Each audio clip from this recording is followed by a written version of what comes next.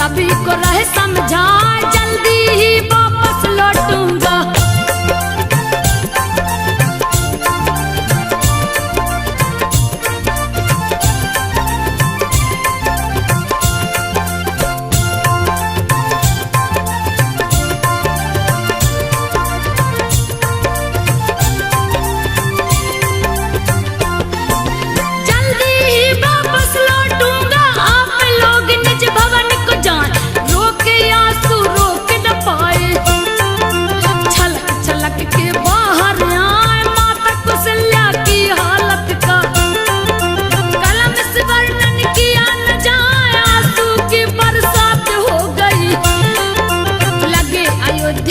भीगी बहार लाखों आंखें छलक पड़ी है। राम के नैना नीर बहाए छाती पीट के दशरथ रोवे।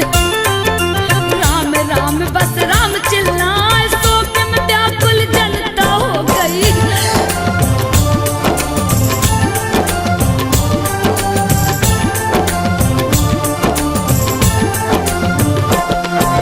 शोक में व्याकुल जनता हो गई। राम बिना कोई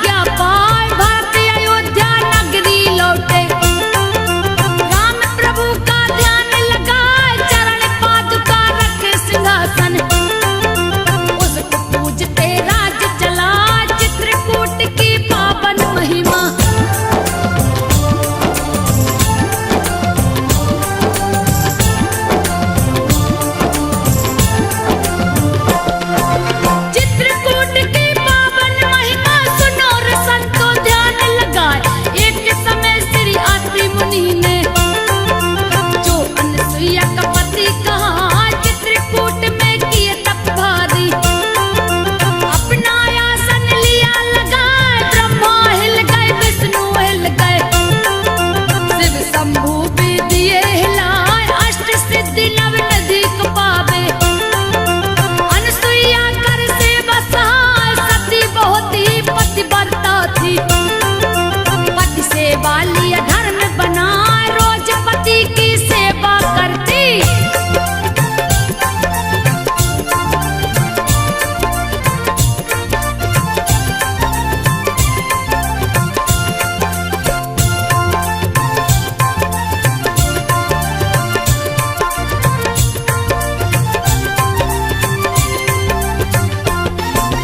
रोज पति की सेवा करती, चरण पे उनके जल को चढ़ाए।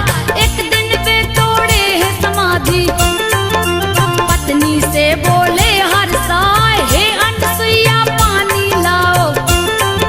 प्यास के मारे रहा न जाए, बड़ी भीषण अकाल पड़ा था। प्राणी त्याही मान चिल्लाए, तपने लग गई धरती मैया। कोप सूरज का बढ़ता जाए, धरती में है फटी दरारें। ताल तलैया गए सुखा, पेड़ पौधे सब सूखन लगे।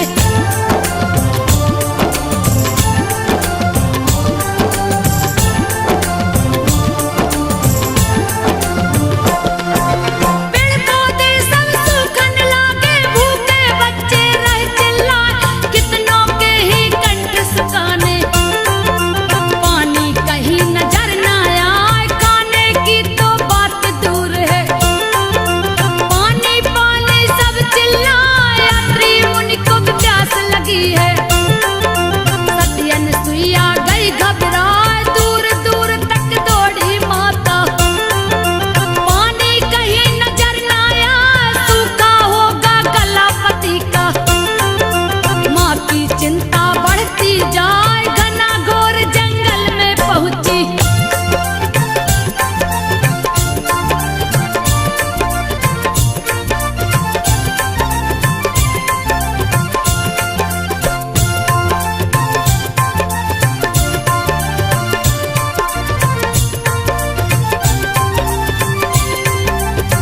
घना घोर जंगल में पहुंची, फिर भी न साहस छोड़ न पाए। थके हार के चूर हो गई, पलटी गुफा के तरफ वो जाए। गुफा से आवाजें आ रही थी, शायद यहाँ पानी मिल जाए। करके लच्छे आवाज को चल दी, आसन जहाँ नरबदा लगाए। माँ अनसुईया देख के बोली, पानी दो बेटी बतलाए, पानी कहीं नहीं है माता। नर्मदा बोली है हर साल, मेरे पति बहुत है प्यासे।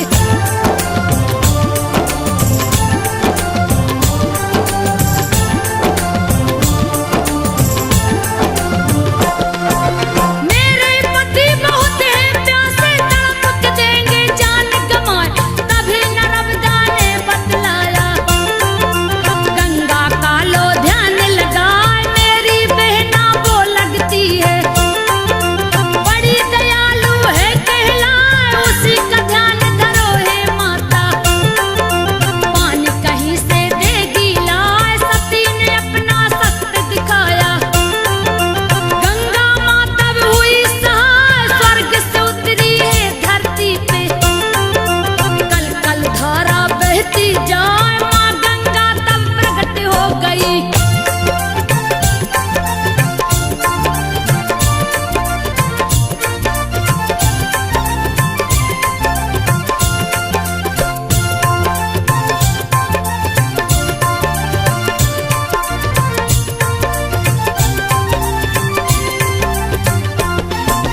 माँ गंगा तब प्रकट हो गई, बोली अनसुईया से जाए, अपने पति का प्यास बुझाओ। उनका कंठ रहा है सुखाए, अनसुईया ने जल को भरकर अपने पति को दिया पिलाए। सारे प्राणी पानी पीकर बोले जय अनसुईया माँ। यात्री मुनि है तीर्थ को जाते, अनसुईया को रह समझा। अगर अतिथि द्वार पे आए, उसको देना खिलाए पिलाए। तुम अतिथि को आदर करना,